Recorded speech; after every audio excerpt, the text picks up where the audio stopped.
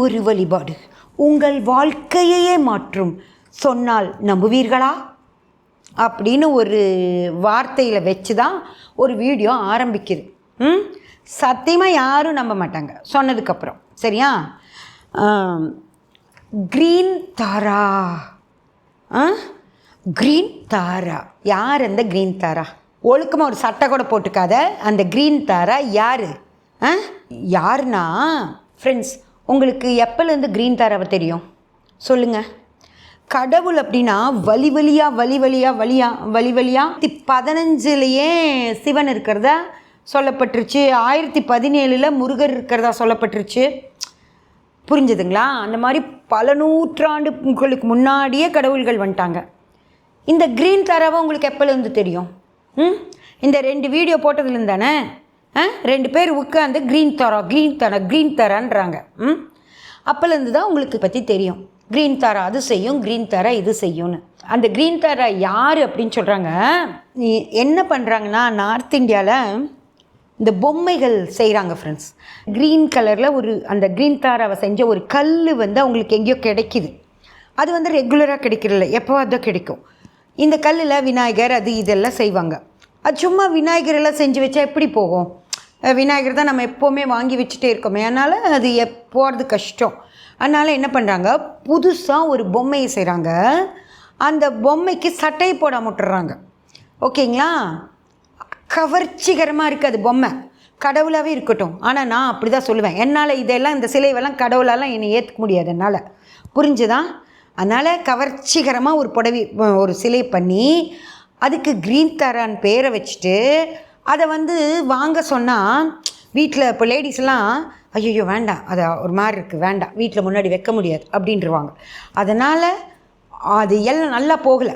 உடனே அதுக்கு என்ன பண்ணிட்டாங்கன்னா, க்ரீன் கலர் கல்லில் இருக்கனால க்ரீன் தாரா அப்படின்னு ஒரு பேரை வச்சு, அந்த க்ரீன் தாரா வீட்டில் இருந்தால் உனக்கு அதிர்ஷ்டம் வரும், அது வரும், பணம் வரும், இது வரும், 30 நாளில் வரும், 27 நாளில் வரும், 3 வாரத்தில் வரும்னு ஒரு பொம்பளை சொல்லுது. எப்படி வரும் நீங்கள் சொல்லுங்கள்? 3 வாரத்தில் பணம் வர்றதானா அது உங்களுக்கு தெரிஞ்ச பணமாக தானே இருக்கும். எங்கேயாவது இடம் விற்று பணம் வரும். உங்கள் தாத்தா பாட்டி சொத்து இருக்கலாம், உங்கள் அப்பா சம்பாரித்து வச்ச சொத்தாக இருக்கலாம், இல்லை ஏதாவது கேஸ் நடந்து ரொம்ப நாளாக நடந்து இனி இந்த 3 வாரத்தில் தீர்ப்பாகி உனக்கு பணம் வந்துடும் அப்படின்னு சொன்னால் 3 வாரத்தில் பணம் வரும்னு தெரியும். நமக்கே தெரிஞ்சிருச்சுன்னா நம்ம எதுக்கு க்ரீன் தாராவை வாங்கி வைக்கணும்? 3 வாரத்தில் வர பணம் வர்றதுக்கு க்ரீன் தாராவை வாங்கி வச்சா 3 வாரத்தில் பணம் வரும். அப்படின்னா எங்கேருந்து வரும்? லாட்ரி அடிக்குமா? தமிழ்நாட்டில் லாட்ரியே கிடையாது. அப்போ யாராவதுகிட்ட போய் கொள்ளையடிக்க போகிறீங்களா? எப்படிங்க பணம் வரும்? நமக்கே தெரியாமல் நம்மக்கிட்ட எப்படி பணம் வரும்? எப்படியாவது வரும். அப்படின்னா அது உங்கள் பணமாகவே இருக்காதுல்ல. உங்களுக்கு தெரியாத பணம் உங்கள் பணமே கிடையாது. எவனையாவது ஏமாத்தினா தான் கிடைக்கும். புரிஞ்சுதா? சரி, அப்படியே யாராவது கிட்ட இருந்து உங்கள் கைக்கு பணம் கிடைச்சாலும் அது நீங்கள் பின்னாடி திருப்பி வட்டியோடு கட்ட போகிற பணம் தானே. அதில் என்ன க்ரீன் தாராவை வாங்கி வைக்கணும்? ஃப்ரெண்ட்ஸ், அந்த கல்லில் செஞ்சு வச்ச சிலையை எதையா ஒன்று சொல்லி விற்கணும். விற்கிறதுக்காக க்ரீன் தாரான்னு அதுக்கு ஒரு பேரை வச்சு 4 பேர்த்த விட்டு அதை பற்றி பேச வைக்கிறாங்க. அவ்வளவுதான். அவங்க ஒரு சிலை பண்ணுவாங்க, அது விற்கணும். அது விற்று முடிச்சிருச்சுன்னு வச்சுக்கோங்க, யாரும் வரமாட்டாங்க. அந்த டேபிள் ஒன்று இருந்துச்சுல, நம்ம அண்ணாச்சி வருவார், அந்த கருப்பாக இருப்பார், ஈமான் அண்ணாச்சி. அவர் மேல் வீட்டில் இருக்குது, கீழ் வீட்டில் இருக்குது, பக்கத்து வீட்டில் இருக்குது, உங்கள் வீட்டில் இல்லையா அப்படின்னு கேட்பார். அந்த டேபிள் இப்போ எங்கே? அவர் வராரா? டேபிள் செஞ்சாங்களா? டேபிள் விற்று முடித்ததும் அந்த ஆடு வராது. அது மாதிரி நிறைய ப்ராடக்ட்ஸை நீங்கள் யோசிச்சு பாருங்கள். ஒரு பொருளை செய்வாங்க, அது விற்கிறதுக்காக அதை பற்றி பேசுவாங்க, அது விற்று முடித்ததுக்கப்புறம் அந்த ஆட்ஸ் வராது. அந்த மாதிரி இப்போ க்ரீன் தாரான்றாங்கல்ல, அந்த க்ரீன் தாரா விற்று முடிஞ்சு அந்த டிஸ்ட்ரிபியூட்டர்ஸ் யார் விற்று முடியறனா, எல்லா கடைகள்லையும் விற்று முடியாது. அதை செஞ்சாங்கல்ல ஒருத்தன் டீலர், அந்த டீலர்கிட்ட இருந்து பொம்மை வெளியே போயிடுச்சுன்னா அதோட அந்த இதை மூடி கவுத்துட்டு போயிடுவாங்க. அதுக்கப்புறம் க்ரீன் தாரா இந்த உலகத்தில் இருக்காது. இந்த கடைகளில் இவங்க யாராவது இருக்குது க்ரீன் தாரா இருக்கானா, இருக்கே அப்படின்னு கீழே வச்சுருப்பாங்க. அதோட இது முடிஞ்சதுக்கப்புறம் போய் தூசி தட்டி எடுத்துகிட்டு கொடுப்பாங்க. அப்போ ஒன்றா விற்கும். ஆனால் அதுக்கு முன்னாடி அவங்க அந்த செஞ்ச காசை எடுக்கிறதுக்கு பல்காக விற்கிறதுக்கு ஆடு கொடுப்பாங்க. அப்படி தான் இந்த க்ரீன் தாரா. அது கடவுளும் கிடையாது, அதில் ஒரு மண்ணும் கிடையாது, எதுவுமே கிடையாது. அந்த கல் பொக்கிச கல்லும் கிடையாது. அவனுக்கு கல் கிடச்சது, அவன் பொம்மை பண்ணால் பொம்மையை ஊரில் இருக்கிறவனுக்கு விற்கிறக்கு, உங்களை ஏமாத்துறக்கு பெங்காலிருந்து ஒரிசாவில் இருக்கிற ஜோசிக்காரன், பெங்காலில் இருக்கிற ஜோசிக்காரி எல்லாம் நமக்கு எதுக்குங்க? இங்கேயே ஒரு வண்டி ஜோசிக்காரங்க இருக்காங்க. யார் ஜோசிக்காரங்க இல்லையா நம்ம தமிழ்நாட்டில்? எதுக்கு பெங்கால் ஒரிசாலேருந்து இங்கே வர்றாங்க? இங்கே வந்து அந்த க்ரீன் தாராவை விற்கிறாங்க. எதுக்கு? ஒரிசாக்கார ஜோசிக்காரங்க எதுக்கு? அவங்களுக்கு என்ன தெரியும் தமிழ்நாட்டோட கல்ச்சரு? நீங்கள் எந்த பிரச்சனையில் சிக்கிட்டு இருக்கீங்கன்னு எப்படி அவங்களுக்கு தெரியும்? கண்டதையும் வளரு. இந்த நம்பர் எழுது, இங்கே எழுது, இங்கே எழுது, இங்கே எழுது, இங்கே எழுதுன்னு இங்கெல்லாம் நம்பர் எழுதி வச்சு இப்படின்னு பார்த்துட்டா கடவுள் கொண்டு வந்து உங்களுக்கு நொட்டுவாரா? இல்லை, நான் கேட்குறேன், கடவுள் செய்யாததை யார் செய்வா? கடவுள்னாலேயே உங்களை காப்பாற்ற முடியாது. இந்த க்ரீன் தாரா பொம்மை காப்பாற்றுமா? அது வெறும் பொம்மை. இந்த விரலில் எழுதுகிற 4 எழுத்து உங்களை காப்பாற்றுமா? நம்புறீங்களா? எங்கெங்க வச்சிங்க உங்கள் மூளையை? குழி தோண்டி புதைச்சிட்டிங்களா மூளையை? அறிவு இருக்கா இல்லையா? அறிவே இல்லாதவன் தான் இந்த க்ரீன் தாராவை, இந்த நம்பர் எழுதுறதெல்லாம் நம்புவான். சுய அறிவு இருக்கிறவங்க நாங்கள்லாம் சொல்கிறத கேட்பீங்க. சுய அறிவே இல்லாமல் இந்த சொல் பேச்சு கேட்குற கொம்பல் கோஷ்டிக்கிட்ட சிக்கி மாட்டுவீங்க. இதுக்கு 4 பேர் என்னை வந்து திட்டுவான். எவன் வேணாலும் திட்டுட்டும்.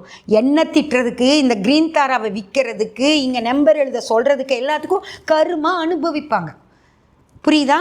ஆனால் எனக்கு நீங்கள் திட்டுறதுனால எந்த கருமா இல்லாமல் ஜாம்னு இருப்பேன் நான். நல்லா புரிஞ்சுக்கோங்க. புரிஞ்சுதான்? இது ஒரு பித்தலாட்டம். அந்த கல்லில் செஞ்ச சில தீர்ற வரைக்கும் மட்டும்தான் இந்த ஆடு வரும். இவனுக்கு பேசுவாங்க க்ரீன் தாராவை பற்றி. அதுக்கப்புறம் எவனும் க்ரீன் தாராவை பற்றி பேச மாட்டான். புரியுதா? இன்னும் நிறைய விஷயங்கள் இருக்குது இது மாதிரி, நான் சொல்கிறேன் உங்களுக்கு. ஆனால் தயவு செஞ்சு இந்த க்ரீன் தாரா, ப்ளூ தாரா, ரெட்டு தாரா, அந்த வயலட் கலர் கல், ப்ளூ கலர் கல், ஓவல் ஷேப் கல், ரவுண்டு கல், கட்டக்கல், இதெல்லாம் நம்புனீங்கன்னா நீங்கள் ஏமாந்த கோழிகள். புரியுதா? ஏமாந்து போனீங்க. கண்டவனும் சொல்கிற பேச்சை கேட்டு உங்கள் மூளை மழுங்கி போய் ஏமாந்து போயிட்டீங்கன்னு அர்த்தம். புரியுதா? தயவு செஞ்சு சுய மூளையை பயன்படுத்துங்க. நம்ம இதில் இருக்கிற காளியாத்தா காப்பாற்றாது, மகாலட்சுமி காப்பாற்றாது, அம்மன் காப்பாற்றாது, மாரியாத்தா காப்பாற்றாது, பண்ணாரியாத்தா காப்பாற்றாது, பத்ரகாளியாத்தா காப்பாற்றாது. இன்னும் திருச்சியில் வெக்காளியம்மன் இருக்குது, ஓம் சக்தி அம்மன் இருக்குது. இவங்கெல்லாம் உங்களை காப்பாற்ற மாட்டாங்க. இந்த க்ரீன் தாரா வந்து தான் காப்பாற்றுவா, துணி கூட போட்டுக்காம. பர்பஸாகவே அவங்க அப்படி செஞ்சுருக்காங்க. துணி கூட போட்டுக்காமல் எவனாவது வாங்கிப்பான்னு பார்த்தாங்க. அவன் எவனும் வாங்கலை. அதுக்கு சாமி பேரை வச்சு விற்றுட்ருக்கானுங்க.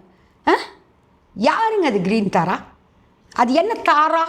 க்ரீன் தாரா. க்ரீன் கலர் கல்லில் இருந்துட்டு அது க்ரீன் தாராவா? அப்போ நம்ம மீனாட்சி அம்மன் யார்? மீனாட்சி அம்மன் யார்? க்ரீன் தாராவா? அப்போ சிகப்பாக இருந்துட்டா காமாட்சி, சிகப்பு கல் நாளைக்கு வந்து சொன்னால் அது காமாட்சி அம்மனா? அவங்க சம்பாதிக்கிறதுக்காக உளறிட்டு இருக்காங்க. தயவு செஞ்சு புரிஞ்சுக்கோங்க. அந்த இதெல்லாம் வாங்கி வச்சு கும்பிட்டிங்கன்னா ஒரு மண்ணாங்கட்டியும் வராது. நம்ம கடவுள்னாலேயே நமக்கு எதுவும் கொடுக்க முடியாது. மீனாட்சி அத்தால போய் நீங்கள் கும்பிட்டாலே உங்களுக்கு எதுவும் கிடைக்காது. ஏன்னா அந்த அம்மா உங்களை படைச்சது உங்கள் கருமாக்கு என்ன கிடைக்கணுமோ அதை வச்சு உங்களை படைச்சிருச்சு அந்த அம்மா. இதுக்கப்புறம் போய் அந்த அம்மா காலிலேயே விழுந்தாலும் உங்களை காப்பாற்ற அவங்களால முடியாது. புரியுதா? அதனால தான் அந்த அம்மா உன்னை காப்பாற்றாது, க்ரீன் தாரா காப்பாற்றுன்னு கொண்டு வர்றாங்க. க்ரீன் தாராவும் காப்பாற்றாது, அவனை காப்பாற்றும். க்ரீன் தாரா விற்கிறான்ல, அவனை காப்பாற்றும். அவனுக்கு வரும் காசு கோடிக்கணக்கில் வாங்கிட்டு சுருட்டிட்டு போயிடுவான். அதுக்கப்புறம் எங்கேயாவது ஊரை சுற்றிட்டு வரப்போ வயலட் கலரில் ஏதாவது கிடச்சதுன்னு வச்சுக்கோங்க, அதுக்கப்புறம் வயலட் தாரான்னு ஒன்று கொண்டு வருவான். அதையும் நீங்கள் வாங்கி விற்பீங்க. ஏமாந்த கோழிகள். உங்கள் பேர் அதுதான். நான் எல்லா பேரும் வச்சுட்டேன் உங்களுக்கு. தயவு செஞ்சு இந்த க்ரீன் தாரா, ப்ளூ தாராலாம் வாங்கிட்டு இருக்காங்க. அதெல்லாம் பொம்மை, வெறும் பொம்மை. அது எதுவுமே வராது. பொம்மை வாங்கி முன்னாடி செல்ஃபில் வச்சுக்கோங்க. அதுவும் குழந்தைங்க இருக்கிற வீட்டில் அந்த இதெல்லாம் கொண்டு போய் செல்ஃபில் வைக்காதீங்க. கொண்டு உங்கள் பெட்ரூமில் பெட்ஷீட் போட்டு மூடி வைங்க. சாமின்னு சொன்னீங்கன்னு வச்சுக்கோங்க, கர்மா வரும் உங்களுக்கெல்லாம். நல்லா நான் வச்சுக்கோங்க. கண்டதையும் பொம்மையை வாங்கிட்டு வந்து சாமினா புரியுதா? சப்ஸ்கிரைப் பண்ணுங்கள், பண்ணாமல் போங்க, என்னமோ பண்ணுங்கள். ஆனால் அந்த பொம்மையை மட்டும் தயவு செஞ்சு வாங்காதீங்க. அவ்வளோதான் நான் சொல்லுவேன். இதுக்கு மேலே சொல்லவே முடியாது உங்ககிட்ட.